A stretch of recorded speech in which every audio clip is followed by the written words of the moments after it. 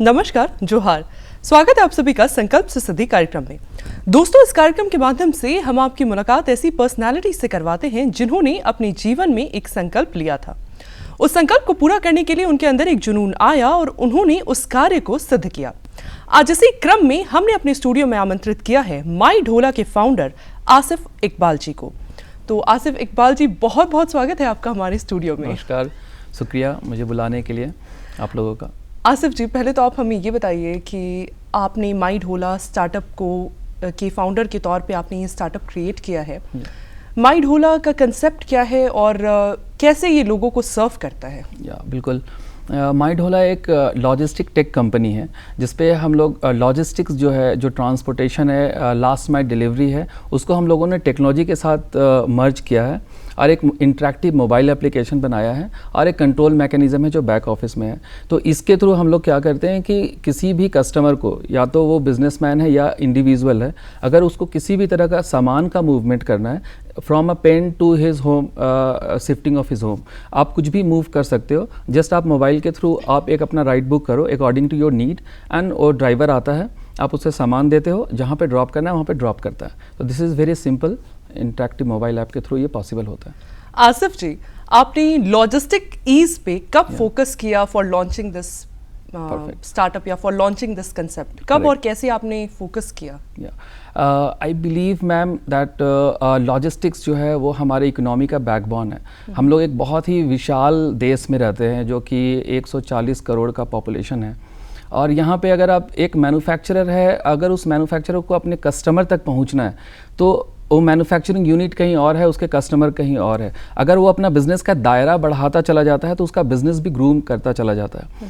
तो अगर हम देखें तो एक इंडिया जैसे कंट्री पे जहाँ पे कि इंफ्रास्ट्रक्चर उतना भी बहुत अच्छा नहीं है, हम कहेंगे रोड का, तो अगर हम लॉजिस्टिक्स को इम्प्रूव करते हैं, इसको हम अगर बेहतर बनाते चले जाते हैं तो हमारा इकोनॉमी में ये कंट्रीब्यूशन बढ़ता चला जाता है। हमारे जीडीपी में आज के टाइम पे लॉजिस्टिक का कंट्रीब्यूशन 8% है जीडीपी पे।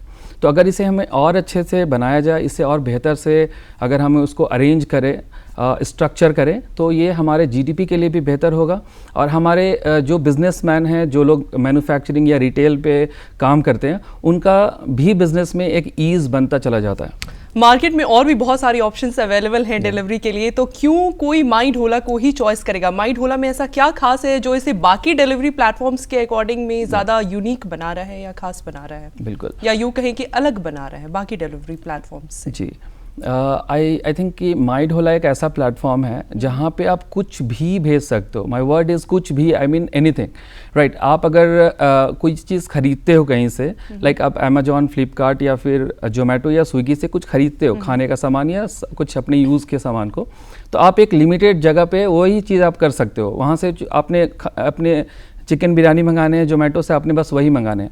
बट माई ढोला पॉसिबल करता है कि आप हर एक तरह के सामान को आप कहीं मूव कर सकते हो। फॉर एग्जांपल, आपके फ्रेंड है, अब आपके फ्रेंड ने अपने घर पे छोला भटूरा बनाया है, अब वो आपको भेजना चाहती है, आप जा नहीं पा रहे बिकॉज आपका एग्जाम्स है। उन्होंने क्या किया कि माई ढोला से एक राइड बुक किया, छोला भटूरा टिफिन में डाल के आपको भेज दिया। तो माई ढोला बिजनेसमैन का भी सपोर्ट कर रहा है एंड इंडिविजुअल को भी सपोर्ट कर रहा है in terms of delivery. Plus we do not charge any amount out of good sold for the businessman. Like in Zomato, Swiggy और Amazon, Flipkart, they used to charge 30%, maybe 25%, तो 30% लोग चार्ज करते हैं। एंड माई ढोला क्या है, सिर्फ डिलीवरी चार्जेस ले रहा है। तो यहाँ पे बहुत कॉस्ट इफेक्टिव डिलीवरी हो रहा है, ऑन टाइम डिलीवरी हो रहा है और ये फ्री टू एवरीवन है। तो this is how we are very much unique to others. Asif ji, हम जहाँ तक जानते हैं आपने सेंट ज़ेवियर्स कॉलेज से अपनी एजुकेशन कंप्लीट करी और उसके बाद 12 साल आपने जॉब किया। 12 साल किसी भी युवक की ज़िंदगी में काफ़ी लंबा अरसा हो जाता है। तो 12 साल जॉब करते करते या 12 साल जॉब करने के बाद आपने अपना खुद का स्टार्टअप क्रिएट किया। अचानक से ऐसी क्या माइंड में आया और ऐसा क्या अपनी चीज़ें महसूस की कि आपको लगा कि अब 12 साल के बाद जॉब छोड़कर और अपना खुद का स्टार्टअप क्रिएट करना है? कैसे ये माइंड आपका प्रोसेस हुआ 12 साल जॉब करने के बाद?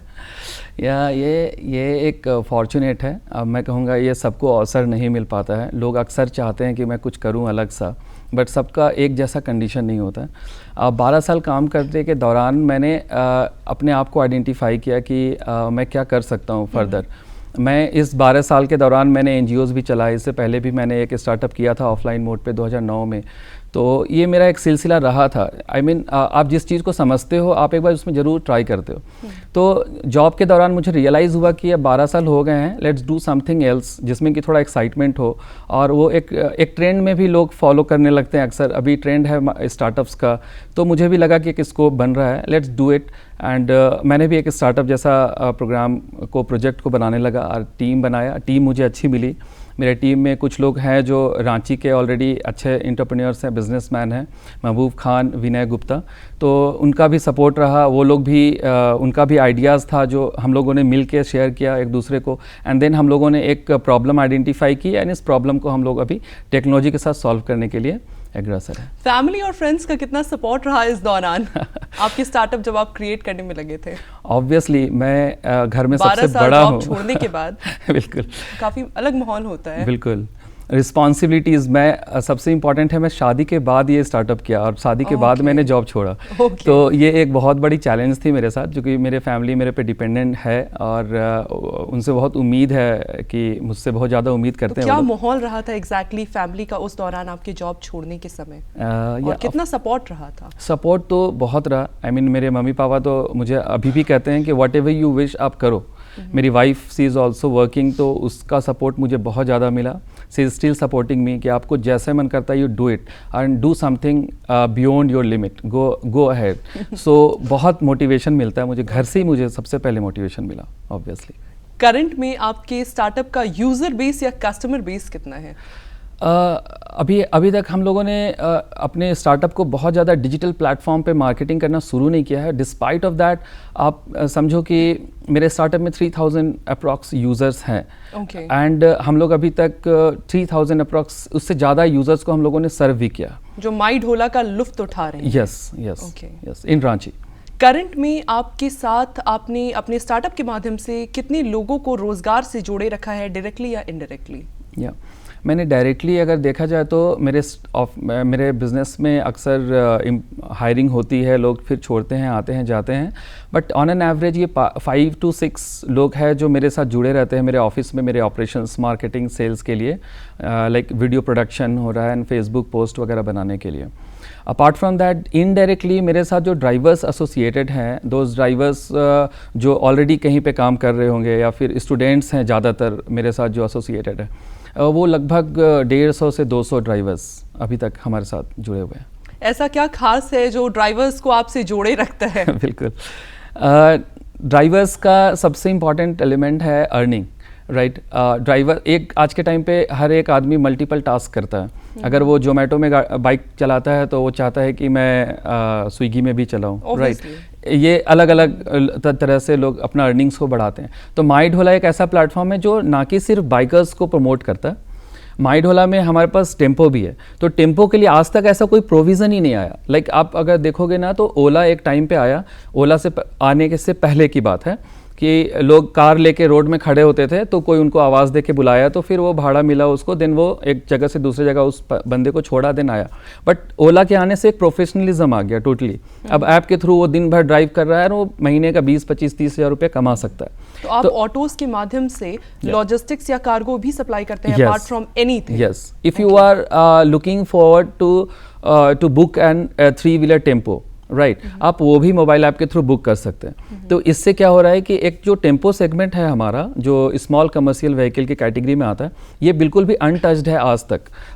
हमारे जैसे जो स्टेट है हमारा झारखंड, बिहार, यहाँ तो बिल्कुल भी इसके ऊपर कभी कोई काम नहीं हुआ है। तो मैं इसके ऊपर बेसिकली बहुत ज़्यादा फोकस हूँ और मैं चाहता हूँ कि अगर माई ढोला के साथ साथ ये सेगमेंट अगर स्ट्रक्चर हुआ तो फिर इनका एक लाइफस्टाइल बदल जाएगा, जिसको अभी तक हम लोगों ने फोकस में नहीं लिया था। अपनी स्टार्टअप में कोई भी इनिशियली या स्टार्टअप के दौरान भी काफ़ी चैलेंजेस फेस करता है, तो क्या आपने कुछ ऐसी चैलेंजेस फेस करी हैं अपने स्टार्टअप में इनिशियली, या अभी भी आप फेस कर रहे हो जो आप इस प्लेटफॉर्म पे साझा करना चाहेंगे? ऑफ कोर्स चैलेंजेस ऐसा है कि अगर चैलेंजेस ना हो तो आप एक बेहतर प्लेटफॉर्म बना भी नहीं सकते हैं। आई बिलीव चैलेंजेस होना चाहिए। आई मीन चैलेंजेस नहीं है तो आप ढूंढो चैलेंजेस एंड देन आप फिर से उसके ऊपर काम करो, दैट आई बिलीव।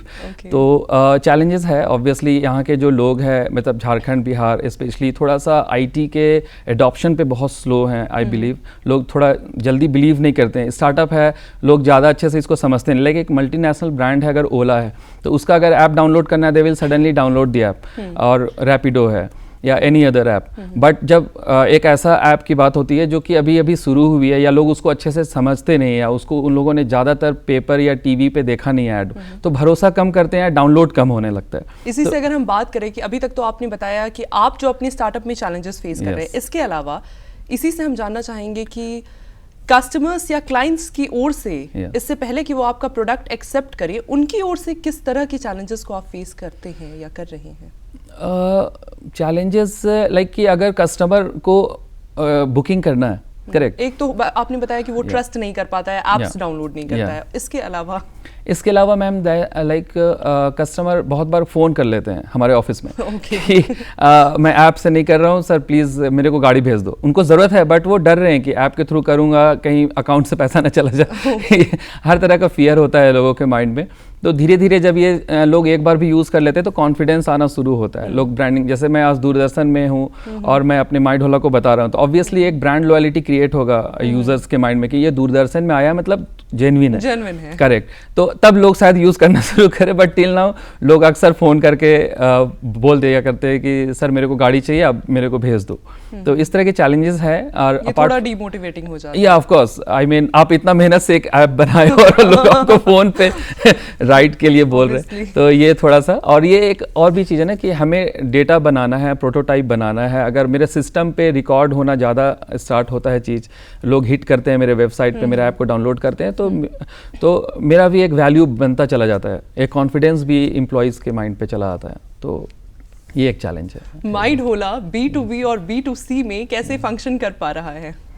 या माइंडहोला को मैंने ऐसे डिज़ाइन किया है ना कि आप इसको B2B पे ले जाओ, B2C पे ले जाओ, आप किसी के लिए भी इसको आप I mean without any hassle आप यूज़ कर सकते हो। कैसे, थोड़ा बताइए ब्रीफली। लाइक एक रेस्टोरेंट है, राइट? अभी वो रेस्टोरेंट क्या करता है ना कि अपना सारा प्रोडक्ट वो बेच रहा है जोमेटो के थ्रू। सपोज वो क्लाउड किचन है या कोई फीमेल है, लड़की है जो अपने फ्लैट पे ही केक बनाती है और वो लोगों तक केक भेजना चाहती है। अभी उसका दो कैटेगरी है। अगर वो चाहती है कि अपने कस्टमर तक हम पहुंचे, तो अगर डिलीवरी से अगर उसे कराना है तो जोमेटो में रजिस्टर होती है। जोमेटो क्या करता है, उससे काफ़ी ह्यूज चार्जेस लेना शुरू करता है, प्लस अब उनको रजिस्ट्रेशन फ़ीस देना होता है, प्लस उनको उस प्लेटफॉर्म पे टॉप पे रहने के लिए भी कुछ फ़ीस देना पड़ता है।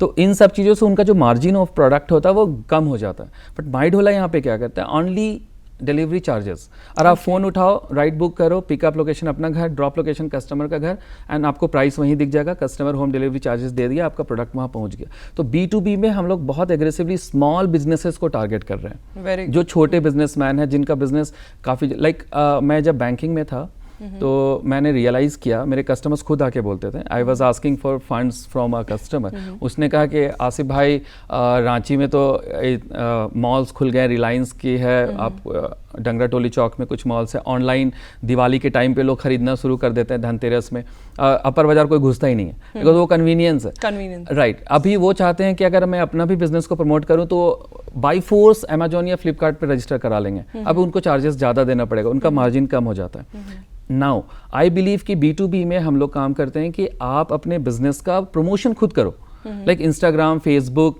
ट्विटर, लिंक्डइन, यूट्यूब से आप वीडियोस बनाओ अपने प्रोडक्ट का और उनको दो, लोगों को दिखाओ, एंड कस्टमर को कमिट करो कि मैं होम डिलीवरी करता हूँ, आप घर से ही फ़ोन कर दोगे तो मैं घर भेज दूंगा। झारखंड में स्टार्टअप्स का एक फ्लो चल रहा है, तो इस स्टार्टअप के फ्लो में इंक्यूबेशन सेंटर्स का क्या रोल रहता है इन स्टार्टअप्स को ग्रो कराने में? इसके बारे में बताइए। ये एक बहुत ही टेक्निकल क्वेश्चन है जिसे समझना बहुत इंक्यूबेशन सेंटर्स क्या है और इनका क्या रोल रहता है स्टार्टअप्स को ग्रो कराने में? इंक्यूबेशन सेंटर क्या है ना कि इंक्यूबेशन सेंटर एक एक्सेलेरेटर है स्टार्टअप्स के लिए इनिशियल फेज में, जो कि प्रमोट करती है आपके बिजनेस को, आपके बिजनेस को ज़्यादा अच्छे से स्ट्रक्चर करने में हेल्प करती है, आपके बिजनेस को स्केल अप करने में हेल्प करती है। अपार्ट फ्रॉम दैट, अगर आपको अच्छा इंक्यूबेशन मिल गया तो आपको फंडिंग रेज करना भी बहुत आसान हो जाता है। लेकिन स्टार्टअप में सबसे अहम चीज़ है कि आप एक लेवल तक तो खुद के पैसे से चला देते हो, बट बहुत बार क्या होता है कि स्टार्टअप रेवेन्यू तुरंत जनरेट नहीं कर पाती है, क्योंकि इनिशियली स्टार्टअप को अपना ब्रांड इमेज क्रिएट करने में काफ़ी पैसा खर्च होता है in term of digital marketing और सोशल मीडिया मार्केटिंग। तो आप इतना ज़्यादा पैसा खर्च करते हो, बहुत ज़्यादा ऑफर्स देने लगते हो प्रोडक्ट को प्रमोट करने में। लाइक मेरे पास राइड है, मैं 30% ऑफ कर दूंगा, तो 20 रुपये का राइड में 30% ऑफ हो जाएगा, तो मेरा कमीशन ड्राइवर को चला गया। इस तरह का मैंने हम लोग अक्सर करते हैं। तो इंक्यूबेशन से फ़ायदा यही होता है कि आप प्रोडक्ट को बहुत अच्छे से मार्केट में प्लेस कर पाते हो, और इसमें काफ़ी ब्रांडिंग भी हो जाती है आपकी, इन्वेस्टर तक आप इजीली टच कर लेते हो। आपका जो स्टार्टअप का कंसेप्ट है वो एक्सेलराई जमशेदपुर के इंक्यूबेशन सेंटर के लिए सेलेक्ट किया गया था, और इसके अलावा हमने ये भी जाना है कि आईएमटी गाजियाबाद में इंक्यूबेशन सेंटर के लिए राउंड 1 एंड राउंड 2 आपने क्वालिफाई किया है। तो ये कैसे आपने किया और इसके पीछे की आपकी मेहनत कैसी रही, उसके बारे में आप हमें थोड़ा बताएं। इंक्यूबेशन सेंटर के लिए अक्सर हर एक स्टार्टअप चाहता है कि उसे इंक्यूबेशन मिले, एक अच्छा इंक्यूबेशन मिले। तो सिमिलरली मैं भी अपना कुछ सोशल मीडिया पे लिंक्डइन के थ्रू लोगों तक पहुंचने की कोशिश करता रहता हूं कि लोग मुझे जाने कि आई एम ए स्टार्टअप में अच्छा कर रहा हूं, मैं ये करना चाहता हूं, अगर आपको ये बिज़नेस अच्छा लगता है तो please consider us for incubation and all. तो हम अक्सर ट्राई करते रहते हैं, कभी वो एक रिज़ल्ट देता है। सिमिलरली मुझे भी एक्सेलराइज से कॉल आया, देन दे सेड कि यहाँ पे एक प्रोग्राम है, आप इवेंट को पार्टिसिपेट करो। हमने पार्टिसिपेट किया, वहाँ पे कुछ इन्वेस्टर्स भी थे और उन्होंने पसंद किया मेरे प्रोडक्ट को। उनको मालूम है कि आने वाले टाइम पे डिलीवरी सेक्टर बहुत बड़ा एक रोल प्ले करने वाला है। If I will give you data, like कि अभी 6 बिलियन की मार्केट होने वाली है ये 2024 में। Definitely delivery sector, logistics sector, absolutely.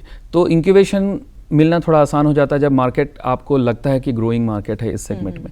तो बस इस तरह से हमने अपना प्रोडक्ट पिच किया, they like the product and then they said yes let's do it. आपका स्टार्टअप DPIIT रजिस्टर्ड है, ये क्या होता है DPIIT रजिस्ट्रेशन?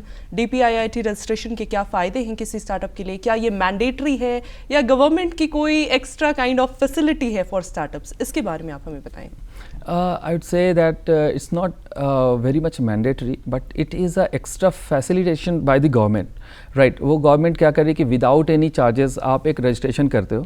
आप जब भी DPIIT रजिस्ट्रेशन करना शुरू करते हो तो आपको बहुत सारा क्वेश्चन आंसर भरने पड़ते हैं। लाइक आपका टेक्नोलॉजी क्या है, आप कैसे दूसरे प्रोडक्ट से अलग हो, क्या प्रॉब्लम है जिसको आप सॉल्व कर रहे हो, आपका रेवेन्यू मॉडल क्या है, आप कैसे इसको ग्रो करोगे, कितना स्केलेबिलिटी जा सकता है। तो ये सारा डिटेल जब आप उस पर भरते हो ना, तो फिर आपको भी पता चलता है कि ये बिज़नेस कितना आगे जा सकता है। क्योंकि आप जब तक अपने बिज़नेस के कोर को नहीं समझोगे तब तक, तो DPIIT रजिस्ट्रेशन के दौरान आपको इतना इन्फॉर्मेशन खुद के लिए कलेक्ट करना पड़ता है कि आप खुद समझ जाते हो कि ये बिज़नेस कहाँ तक जाएगा। और ये जब DPIIT रजिस्ट्रेशन हो के आपको जब इसका सर्टिफिकेशन आपको होता है, आपको मिलता है जो सेंट्रल गवर्नमेंट देती है, तो आपको बहुत सारे मेल्स, कॉल्स और ये डेटाबेस पे आप रजिस्टर हो जाते हो गवर्नमेंट के, और आप जहाँ पर भी स्टार्टअप का इवेंट हो रहा है, जहाँ पर भी फंडिंग का प्रमोशंस हो रहा है, जहाँ पर भी स्टार्टअप को एक्सेलरेट किया जा रहा है या इंक्यूबेशन सेंटर्स बन रहा है, अगर आप अच्छा कर रहे हो आप वहाँ रजिस्ट्रेशन करो, फिर आप उस तरह के इवेंट में जाओ, फंडिंग के इवेंट में जाओ, तो ये बहुत आसान होता चला जाता है। DPIIT रजिस्ट्रेशन लेने से लेकर इंक्यूबेशन सेंटर्स अवेल करने तक की आपकी जर्नी कैसी रही, इसके बारे में आप हमें थोड़ा बताएं। Yeah, this journey is completely a documentation part of any startup. Okay. अगर आप कभी भी कोई स्टार्टअप किए हो तो आप एक आइडिया लेके आते हो, आप आइडिया को लोगों से अपने एक शेयर करते हो, एक टीम बनाते हो। एक ये सेपरेट पार्ट हो गया दैट आप फील्ड पे काम करना शुरू करते हो, प्रोडक्ट डिज़ाइन करना शुरू करते हो, एक्विजिशन के लिए बात करते हो, प्रोडक्ट को मार्केट प्लेस तैयार करते हो। बट अपार्ट फ्रॉम दिस एक बहुत इंपॉर्टेंट सेगमेंट होता है जहाँ पे आपको डॉक्यूमेंटेशन स्ट्रॉन्ग करना है। तो ये जो एक प्रोसेस है आपको इस रजिस्ट्रेशन से लेके इंक्यूबेशन तक जाने, एक बहुत ही इंपॉर्टेंट टास्क होता है फॉर अ फाउंडर कि आप वहाँ तक ले जाओ, क्योंकि वहाँ तक जाएगा तब आगे जाएगा। This is the first step, right? तो आप रजिस्ट्रेशन के दौरान डॉक्यूमेंट्स कलेक्ट करना शुरू करते हो, आप कंपनी प्राइवेट लिमिटेड फॉर्म किए, देन आप उसमें डॉक्यूमेंट्स जो उसके लिए उद्योग आधार हो गया, and then certificate of incorporation collect करने के बाद आप आगे प्रोसेस करते हो। देन इंक्यूबेशन जहाँ पे आपको मिल रहा है वो लोग भी आपके डॉक्यूमेंट्स को वेरीफाई करते हैं, क्योंकि company is an artificial person, उसे बस आपसे मतलब नहीं, वो देखना है कि जेन्युइनली रजिस्टर्ड कंपनी है। तो ये एक जर्नी ऐसा है ना जो कि आपको करना ही करना है, अभी नहीं, अब जब ग्रो करने लगोगे तो फिर डॉक्यूमेंटेशन पे करोगे। तो आई वुड से दैट आप इनिशियली ये डॉक्यूमेंटेशन का पार्ट स्ट्रॉन्ग कर दो, तो जब आपको कुछ बेहतर इन्वेस्टमेंट मिलना शुरू होगा तो आपको इन सब चीज़ों का प्रॉब्लम नहीं होगा।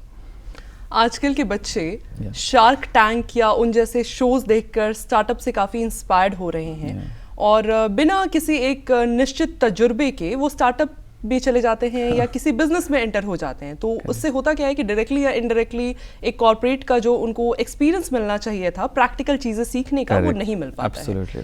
तो ऐसे युवक या युवतियाँ जो स्टार्टअप से इंस्पायर्ड हैं और स्टार्टअप क्रिएट करना चाहते हैं अपने लिए, उनके लिए आपके क्या सजेशंस होते हैं इस दौरान या इस कंडीशंस में कि इंस्पायर्ड तो हैं पर एक निश्चित तजुर्बा नहीं है? मैं बच्चों से कहूँगा जो स्टूडेंट्स हैं जो कुछ करना चाहते हैं, सबसे पहली बात है कि हैव पेशेंस। आप पहले कुछ एक्सपीरियंस गेन करो, लर्न दी कॉर्पोरेट कल्चर। आप देखो जो आपने पढ़ा स्कूल में या कॉलेजेस में, अपने अकाउंट्स पढ़े, फाइनेंस पढ़ा, या आप आईटी के बंदे हो, आपने कोडिंग सीखा, आप उसको इम्प्लीमेंट कैसे करोगे प्रैक्टिकली। तो पहले आप किसी अच्छे स्ट्रक्चर्ड ऑर्गेनाइजेशन पे जाओ, वहाँ पे आप उस चीज़ को प्रैक्टिकली इम्प्लीमेंट करो, वहाँ से सीखो, एंड देन आप सबसे पहले आप स्टेप्स देखो स्टार्टअप का। आप ऐसा नहीं कि बस आप सीखे, आप अगले दिन रिज़ाइन करके आप आगे बैठ के एक ऑफिस आपने खोला, अपने जो पैसे कमाए, और देन आप एक ऑफिस खोल के लगा आप मैं सक्सेसफुल बन जाऊंगा। पैसे भी बर्बाद, सेविंग्स भी बर्बाद और स्टार्टअप भी ये एक बहुत ही बड़ा मतलब रिस्क है कि आप स्टार्टअप जैसे मतलब ग्राउंड पे आ रहे हो। तो मैं कहूँगा कि आप पहले सीख लो थोड़ा बहुत, आप जो भी जानते हो उसे, जो भी सीखे हो एकेडमिक्स में, आप उसे प्रैक्टिकली समझो। देन आप आइडेंटिफाई करो दी प्रॉब्लम। स्टार्टअप का सबसे बड़ा ओरिजिन है वो प्रॉब्लम से होता है। मैं मानता हूँ कि जैसे आज से सालों पहले जब हम लोग छोटे हुए करते थे तो वैज्ञानिक होते थे, वो कुछ आविष्कार करते थे, करेक्ट, इन्वेंशन। तो वो आवश्यकता ही आविष्कार की जननी है, हम लोग पढ़ते थे। अभी क्या है ना कि आप कोई आविष्कार क्या करोगे, हर चीज़ बन चुका है, आप अपग्रेड करते चले जाते हो। एक टाइम पे मोबाइल फ़ोन बना, बट मोबाइल फ़ोन अपग्रेड होता चला गया, मेरे पॉकेट पे आ गया। अभी वो और अपग्रेड होगा, मे बी वो दिखेगा ही नहीं, बट मोबाइल फ़ोन होगा आपके पास। तो ये टेक्नोलॉजी चेंज होता है, ये अपग्रेड होता चला जाता है। सिमिलरली अभी एक जनरेशन आया है जो स्टार्टअप्स के ऊपर काम कर रहा है। तो आप देखो, जब आवश्यकता थी तो आपने आविष्कार किया, अभी आपको देखना प्रॉब्लम है तो स्टार्टअप है। अब प्रॉब्लम को आइडेंटिफाई करो, फोकस करो सोसाइटी में कहाँ पे गैप है, एंड देन आप, जैसे एक गैप था कि हम लोग ओला गाड़ी बुक करना बहुत बड़ा परेशानी है आज के टाइम पे था, तब ओला आया, ओला ने एक प्लेटफॉर्म दिया, उसी तरह से गैप आप ढूंढो, जब जहां चाहिए 2 मिनट में हाजिर। एब्सोल्युटली। तो ये प्रॉब्लम आइडेंटिफाई करो पहले, देन आप देखो कि ये कितना स्केलेबल हो सकता है। अब ये स्केलेबल हो सकता है तो इसमें हम रेवेन्यू कैसे जनरेट करेंगे, क्योंकि अल्टीमेटली आप एक बिजनेस कर रहे हो। स्टार्टअप एक टर्म यूज़ कर रहे हैं, बट हम अल्टीमेटली बिजनेस कर रहे हैं, और business is profit making organisation. तो आप प्रॉफिट बनाना चाहते हो, तो आप देखो कि उसमें हम पैसा कैसे कमा सकते हैं, इसे हम पूरी देश में कैसे फैला सकते हैं। तो इन सब चीज़ों के ऊपर आप पहले वर्कआउट करो, होमवर्क करो। अब जब ये होमवर्क करने के बाद आपको कॉन्फिडेंस आता है कि नहीं ये किया जा सकता है एंड मैं इसे कर सकता हूँ, आप टीम बना लिए, सब कुछ हो गया, then you think of doing this और इम्प्लीमेंटिंग इट इनटू रियलिटी। बात करिए आपने रेवेन्यू की, तो सरकार की बहुत सारी ऐसी फंडिंग स्कीम्स हैं फॉर स्टार्टअप, इनिशियली भी और लेटर भी। क्या किसी ऐसी स्कीम का आपको लाभ मिल पाया है? अनफॉर्चुनेटली अभी तक ऐसा कोई स्कीम का लाभ मुझे नहीं मिला है। हम लोग नॉलेज की कमी थी या आपको ज़रूरत नहीं महसूस हुई? नहीं, ज़रूरत तो ऑब्वियसली फंडिंग की ज़रूरत सबको पड़ती है, and as far as knowledge is concern, knowledge में ऐसा कभी कोई इंटरव्यू भी नहीं हुआ है गवर्नमेंट की तरफ से, या इन्होंने बुलाया भी नहीं कि आप क्या करते हो, कैसे करते हो। तो यहाँ पे अभी तो आपको बुलाया गया। ऑफ कोर्स, तो आप मैं कहूँगा कि गवर्नमेंट थोड़ा अगर पुश करे इन सब चीज़ों को, क्योंकि स्टार्टअप एक ऐसा नहीं है कि एक इंडिविजुअल ग्रो करता है स्टार्टअप में, एक्चुअली एक स्टेट और एक कम्युनिटी भी ग्रो करती है। अगर आप झारखंड में हो, रांची में हो, और रांची से कोई यूनिकॉर्न बनता है, कोई कंपनी बहुत बड़ी बनती है, तो उससे रांची का भी नाम रोशन होता है। तो अगर गवर्नमेंट थोड़ा फोकस करे इसमें कि छोटे छोटे स्टार्टअप्स हैं उनको एक जगह करके उनको इंक्यूबेशन दे, इंक्यूबेशन सेंटर रांची में एक हो, और उनको कुछ फंडिंग्स दे, सपोर्ट दे, मार्केटिंग दे, तो कुछ स्टार्टअप्स ऐसे आइडियाज़ हैं रांची में, झारखंड में मैं जानता हूँ, जो कि काफ़ी हद तक आगे बढ़ सकते हैं। तो इस तरह का प्रोविजंस अभी तक तो मुझे नहीं मिला है, but I would say that government को इसके ऊपर थोड़ा बहुत फोकस करके कुछ करना चाहिए। आपके स्टार्टअप का रेवेन्यू जनरेशन मॉड्यूल क्या रहता है माइंड होला का? रेवेन्यू हम लोग लेते हैं कमीशन। Okay. लाइक कि एक राइड है जो कि मान लो 300 रुपीज़ का राइड हुआ, आप समझो। तो 300 में हम लोग एक परसेंटेज होता है जो हम लोग उसको कन्वीनियंस चार्ज के तौर पे हम लोग चार्ज करते हैं। Okay. तो 300 में 5%, 10%, 15% जैसा हमारा उस टाइम में स्कीम चल रहा है, अकॉर्डिंगली हम लोग उसमें से चार्ज करते हैं। तो अभी तक हमारा जो स्टार्टअप है वो इसी रेवेन्यू मॉडल पे अभी चल रहा है। डायरेक्टली या इनडायरेक्टली फिलहाल आपके साथ कितने लोग आपके स्टार्टअप में जुड़े हुए हैं जिनको आपने रोजगार से जोड़े रखा है? डायरेक्टली और इनडायरेक्टली भी मैं बोलूँगा कि जितने भी हमारे एम्प्लॉयज़ रहे हैं आज तक, जो हमारे स्टार्टअप को ज्वाइन किए, जो यंग चैम्प्स थे अपने कॉलेजेस में, मैंने उनको ढूंढ के निकाला। Okay. वो लोग हमारे साथ काम किए। तो ये एक घटता बढ़ता क्रम वाली बात है। आई मीन कभी 10 लोग थे मेरे साथ जुड़े हुए, कभी 5 लोग थे, बट इन एन एवरेज 5-6 लोग मेरे साथ जुड़े हुए हैं अभी भी। 2 मेरे फाउंडर्स हैं, महबूब खान, एक विनय गुप्ता। तो ये लोग भी हैं, इनका ऑलरेडी अपना बिजनेस है, तो इन लोगों ने भी सपोर्ट किया मुझे, माई ढोला को। इनका खुद का ये भी बिजनेस है। तो हम लोग 3 मिलके कर रहे हैं। और इनडायरेक्टली जो ड्राइवर्स के सेगमेंट में है, या तो वो या of course they are also earning through my ढोला। तो ये नंबर ऑलमोस्ट 150 अप्रॉक्स। तो जो भी लोग आपके साथ डायरेक्टली या इनडायरेक्टली जुड़े हुए हैं, जो आपके स्टार्टअप को ग्रो कराने में हेल्प कर रहे हैं, उनके साथ आपका रेवेन्यू शेयरिंग मॉड्यूल क्या रहता है? रेवेन्यू ऑब्वियसली जो भी अर्निंग होता है, आई मीन जो से फॉर एग्जांपल एक राइड का वैल्यू जो है वो टोटल उनको चला गया, टोटल कंप्लीट उनको चला गया। एंड देन मान लीजिए कि वो 1000 रुपये कम अर्न किया, हम उनसे फिर जो कन्वीनियंस चार्ज लेते हैं, हम यूज़र से कोई कन्वीनियंस चार्ज नहीं ले रहे, हम ड्राइवर और मेरे बीच में एक लेन देन की प्रक्रिया होती है। तो ये 15 to 20% के एवरेज पे हम लोग उनसे चार्ज। लास्ट कोई ऐसा संदेश जो आप नव युवक या युवतियों को देना चाहेंगे जो स्टार्टअप्स क्रिएट करना चाहते हैं या जो बिजनेस करना चाहते हैं, ब्रीफ में? मैं एक मैसेज दूंगा कि आप पढ़ते हो बहुत मेहनत से, आप पढ़ो, बट उसको सिर्फ एग्ज़ाम पास करने के लिए मत पढ़ो, क्योंकि आने वाले टाइम में कंपटीशन इतना ह्यूज होने वाला है। लेकिन एक जॉब मिलना एक मिरेकल हो सकता है आने वाले टाइम में हो जाए। तो आप पढ़ो प्रैक्टिकल अप्रोच के साथ। सबसे पहली बात, आप पढ़ाई के दौरान जो आपको प्रोजेक्ट्स मिलते हैं कॉलेजेस में, उसको आप सीरियसली लो। एक ट्रेंड था, हम लोग जब पढ़ाई करते थे तब जो डाउनलोड कर लिए गूगल से, ये सब ख़त्म। आप प्रैक्टिकली उस प्रोजेक्ट को बनाओ। आई मीन आप भी कोई भी स्टार्टअप पे जाओ, आप बोलो कि सर मुझे प्रोजेक्ट आपके स्टार्टअप के ऊपर करनी है, आप उससे प्रैक्टिकली वहाँ बैठ के ऐसे बनाओ जैसे कि ये आपका बिजनेस है। यहाँ से आप शुरू करो, एंड देन आप धीरे धीरे आप समझोगे कि बिजनेस क्या होता है, नौकरी क्या आपको सीखने मिल जाए। एब्सोल्युटली। आसिफ जी, आप हमारे कार्यक्रम में आए और आपने हमारे दर्शकों को इतनी विशेष जानकारियां दी, इसके लिए आपका बहुत बहुत शुक्रिया, आभार। Thank you. अगले कार्यक्रम में आपसे फिर मुलाकात होगी किसी ऐसे ही नई व्यक्तित्व के साथ। तब तक के लिए हमें और हमारी पूरी टीम को दीजिए इजाजत। नमस्कार, जोहार।